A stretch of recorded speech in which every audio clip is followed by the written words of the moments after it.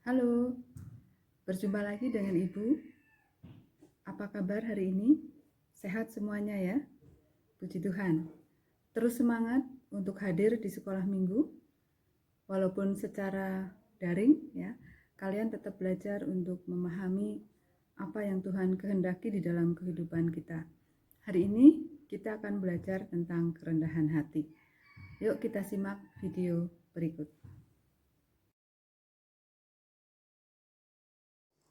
Materi kita hari ini adalah jadilah rendah hati.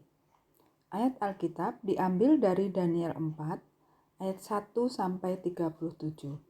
Kemudian untuk ayat hafalan diambil dari Amsal 29 ayat 23. Sebelum kita mendalami lebih lanjut tentang kerendahan hati ini, marilah kita memuji Tuhan dengan lagu Kasih Yesus Indah Indah Oh Indah. Kita nyanyi bersama-sama ya. Semangat ya.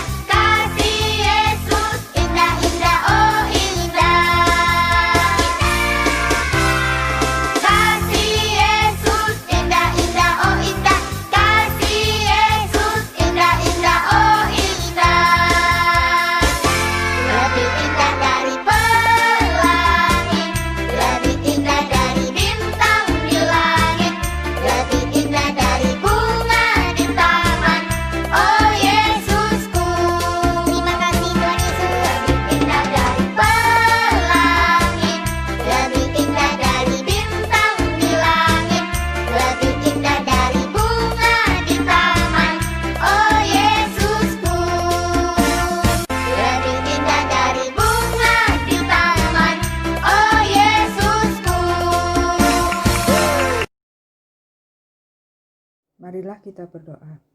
Puji dan syukur kami panjatkan kehadirat-Mu Bapa.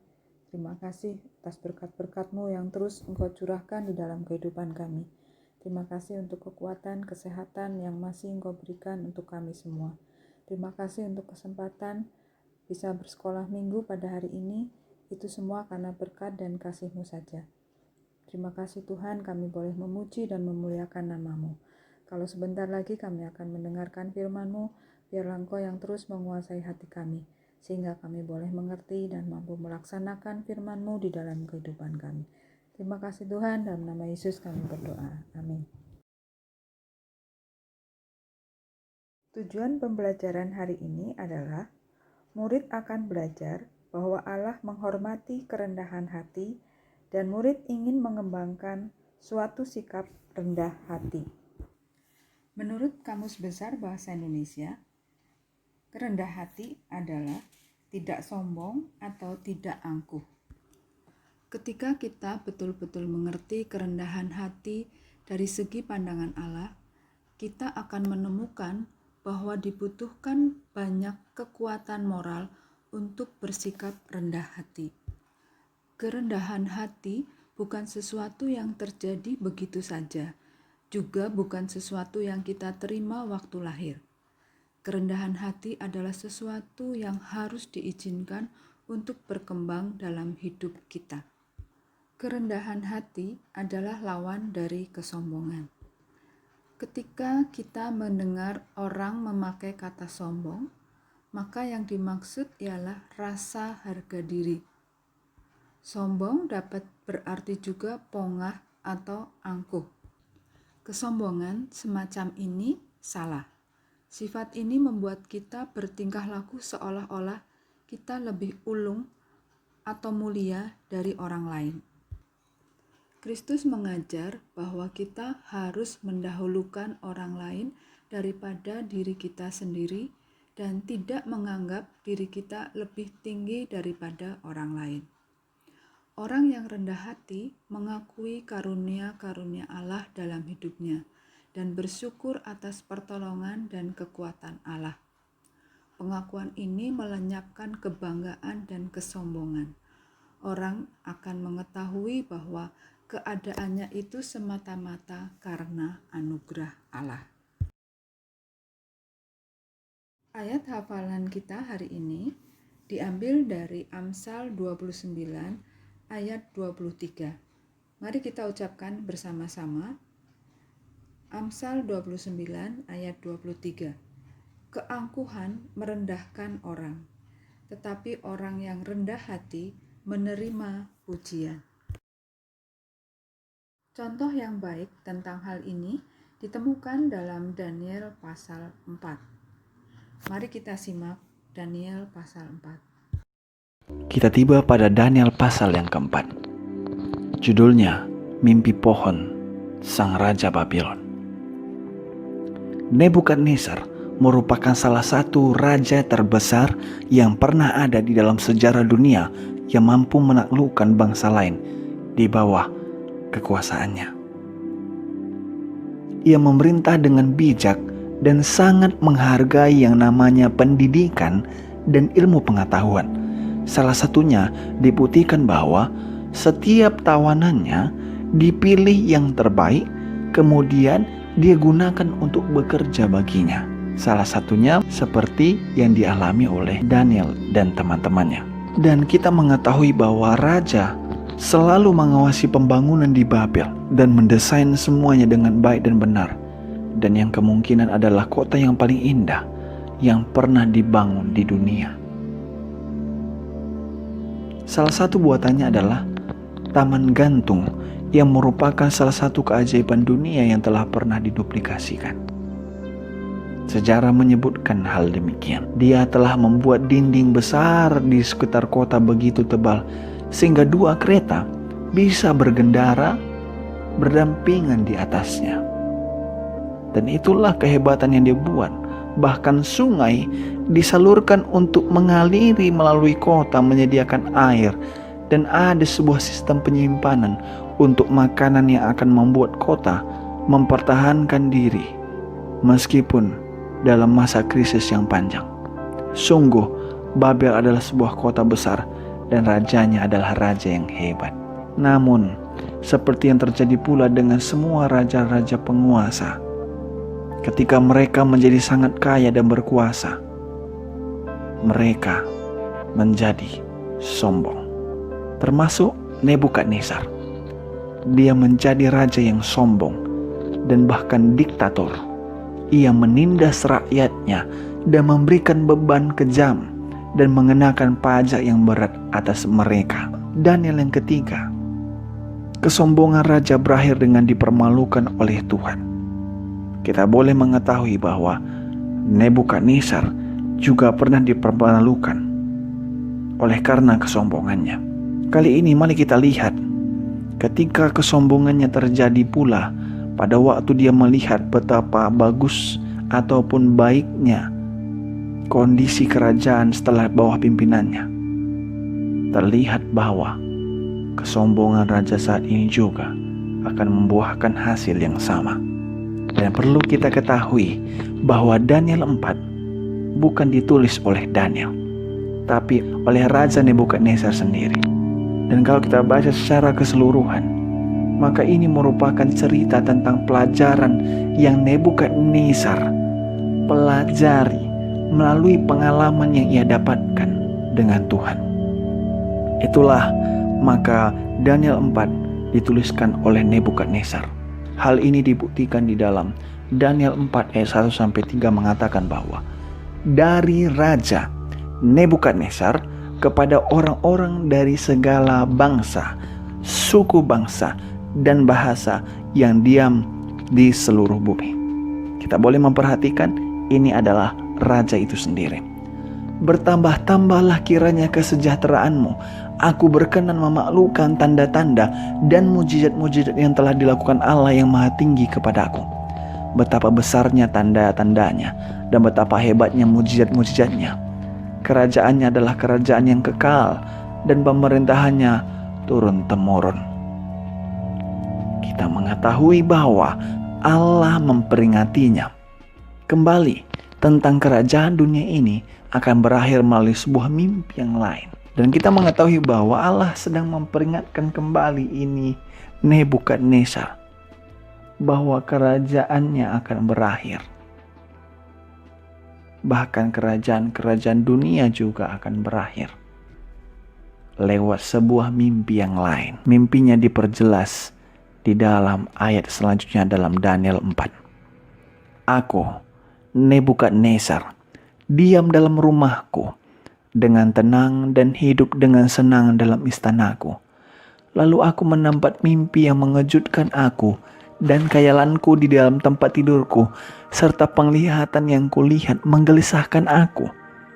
Maka aku mengeluarkan titah bahwa semua orang bijaksana di Babel harus dibawa menghadap aku, supaya mereka memberitahukan kepadaku makna mimpi itu. Kemudian orang berilmu, ahli jampi, para kasdim, dan ahli nujum datang menghadap, dan aku menceritakan kepada mereka mimpi itu. Tapi mereka tidak dapat memberitahukan maknanya kepada aku. Raja mengingat mimpinya, tapi tidak mengerti arti mimpi itu. Kita perlu mengetahui, mimpi adalah hal yang penting dianggap oleh orang yang tidak mengenal Tuhan, yang merupakan titisan daripada dewa. Sehingga itu membuatnya terganggu dengan mimpi itu. Akhirnya dia memanggil kembali ahli nujum yang ada pada saat itu di Babel. Tapi tidak ada yang mampu mengartikan mimpinya. Pelajaran yang kita dapatkan bahwa jika Allah mengirimkan mimpi nubuatan kepada seseorang yang bukan pengikut Tuhan, mereka harus menemukan seorang penyembah Allah yang benar untuk dapat menafsirkannya. Dan para peramal, astrologi, dan tidak akan mampu melakukannya. Karena mereka tidak memahami kebenaran-kebenaran rohani. Dan hal tersebut tetap berlaku dengan cara demikian sampai pada hari ini. Dan hanya umat Tuhanlah yang dekat dengan Tuhan yang mampu mengerti misteri surga. Itulah sebabnya dalam cerita selanjutnya dalam Daniel 4 ayat 8 dan 9 memperjelas bahwa pada akhirnya Daniel datang menghadap aku, yakni Daniel yang dinamai Belsajar menurut nama dewaku, dan yang penuh dengan roh para dewa yang kudus. Lalu ku ceritakan kepadanya mimpi itu. Hai Belsajar, kepala orang-orang berilmu, aku tahu bahwa engkau penuh dengan roh para dewa yang kudus, dan bahwa tidak ada rahasia yang sukar bagimu. Sebab itu, inilah riwayat penglihatan mimpi yang kudapat. Maka ceritakanlah kepada aku maknanya. Raja lalu menceritakan bagaimana mimpi yang ia dapatkan. Adapun penglihatan yang kudapat di tempat tidurku itu demikian. Di tengah-tengah bumi ada sebatang pohon yang sangat tinggi. Pohon itu bertambah besar dan kuat, tingginya sampai ke langit, dan dapat dilihat sampai ke ujung seluruh bumi. Daun-daunnya indah, buahnya berlimpah-limpah, padanya ada makanan bagi semua yang hidup. Di bawahnya binatang-binatang di padang mencari tempat bernaung, dan di dahan-dahannya bersarang burung-burung di udara, dan segala makhluk mendapat makanan daripadanya. Kemudian dalam penglihatan yang kudapat di tempat tidurku itu, tampak seorang penjaga, seorang kudus, turun dari langit. Ia berseru dengan nyaring. Demikian katanya, tebanglah pohon itu dan potonglah dahan-dahannya, gugurkanlah daun-daunnya dan hamburkanlah buah-buahnya. Biarlah binatang-binatang lari dari bawahnya dan burung-burung dari dahan-dahannya. Tapi biarkanlah tunggulnya tinggal di dalam tanah, terikat dengan rantai dari besi dan tembaga, di rumput muda di padang. Biarlah ia dibasahi dengan embun dari langit, dan bersama-sama dengan binatang-binatang mendapat bagiannya dari rumput di bumi. Itulah yang disebutkan dalam Daniel 4 ayat 10-15. Disebutkan dalam ayat yang selanjutnya, biarlah hati manusia berubah dan diberikan kepadanya hati binatang. Demikianlah berlaku atasnya sampai 7 masa berlalu. Titah ini adalah menurut putusan para penjaga, dan hal ini menurut perkataan orang-orang kudus, supaya orang-orang yang hidup tahu bahwa Yang Maha Tinggi berkuasa atas kerajaan manusia dan memberikannya kepada siapa yang dikehendakinya. Bahkan orang yang paling kecil sekalipun dapat diangkatnya untuk kedudukan itu. Itulah mimpi yang telah aku dapat. Aku Raja Nebukadnezar.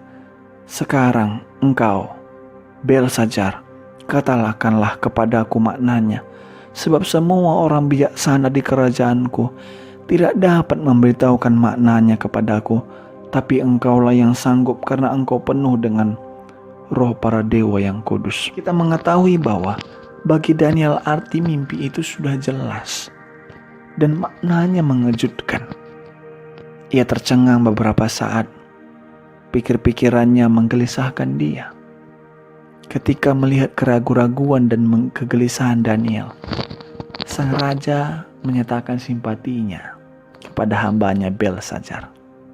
Katakan, Belshazzar, janganlah mimpi itu dan maknanya itu menggelisahkan engkau. Dan kita tahu bahwa Daniel tidak tahu harus bicara apa. Karena bukan hal yang mudah untuk memberitahukan makna mimpi tersebut kepada sang raja. Terkadang umat Tuhan harus memberitahukan kepada umat manusia sesuatu yang sulit untuk dikatakan, tapi itulah kebenaran dan harus diberitahukan dan dinyatakan apapun resikonya. Tentunya ketika Daniel ada di tempat itu, ada itu panglima-panglima yang menjaga Nebukadnezar. Ketika nanti diungkapkan hal yang tidak sesuai dengan pemikiran raja, boleh saja pada saat itu raja marah dan Daniel boleh terbunuh pada saat itu. Tapi apa yang dilakukan oleh Daniel?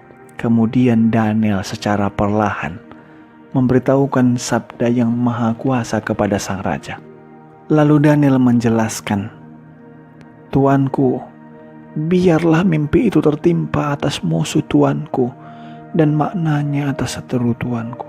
Pohon yang tuanku lihat itu, katanya, yang bertambah besar dan kuat, yang tingginya sampai ke langit dan yang terlihat sampai ke seluruh bumi, yang daun-daunnya indah, buahnya berlimpah-limpah, dan padanya ada makanan bagi semua yang hidup, yang di bawahnya ada binatang-binatang di padang, dan di dahan-dahannya bersarang burung-burung di udara. Tuanku lihat itu, ya Raja, Tuanku yang telah bertambah besar dan kuat, yang kebesarannya bertambah sampai ke langit, dan yang kekuasaannya sampai ke ujung bumi. Tentang yang Tuanku Raja lihat, Tuankulah itu, ya Raja, Tuankulah yang bertambah besar dan kuat, yang kebesarannya bertambah sampai ke langit, yang kekuasaannya sampai ke ujung bumi. Tentang yang Tuanku Raja lihat, yakni seorang penjaga, seorang kudus yang turun dari langit, sambil berkata, tebanglah pohon itu dan binasakanlah dia, tapi biarkanlah tunggul di dalam tanah, terikat dengan rantai dari besi dan tembaga, di rumput muda di padang, dan biarlah ia dibasahi dengan embun dari langit, dan mendapat bagiannya bersama dengan binatang-binatang di padang, hingga sudah berlaku demikian atasnya sampai 7 masa berlalu. Inilah maknanya, ya Raja. Inilah putusan yang maha tinggi mengenai Tuanku Raja. Tuanku akan dihalau dari antara manusia, dan tempat tinggal Tuanku akan ada di antara binatang-binatang di padang. Kepada Tuanku akan diberikan makanan rumput seperti lembu, dan Tuanku akan dibasahi dengan embun dari langit, dan demikianlah akan berlaku atas Tuanku sampai 7 masa berlalu, hingga Tuanku mengakui bahwa Yang Maha Tinggi berkuasa atas kerajaan manusia dan memberikannya kepada siapa yang dikehendakinya. Yang dikatakan tentang membiarkan tunggul pohon itu berarti kerajaan Tuanku akan kembali Tuanku pegang segera sesudah Tuanku mengakuinya bahwa surgalah yang mempunyai kekuasaan. Daniel mendesak raja yang sombong itu supaya bertobat dan berpaling pada Allah. Yang menjadi masalah adalah Nebukadnezar mengambil atas dirinya sendiri suatu kuasa yang tidak pernah diberikan kepadanya, yang telah melewati batas kekuasaan Allah. Setiap manusia bertanggung jawab atas perbuatannya kepada Allah. Manusia dalam posisinya yang percaya yang dipimpin oleh Roh Allah akan selalu melindungi yang lemah, meringankan beban orang-orang miskin, para janda dan yatim piatu. Tapi ini tidak dilakukan oleh Nebukadnezar.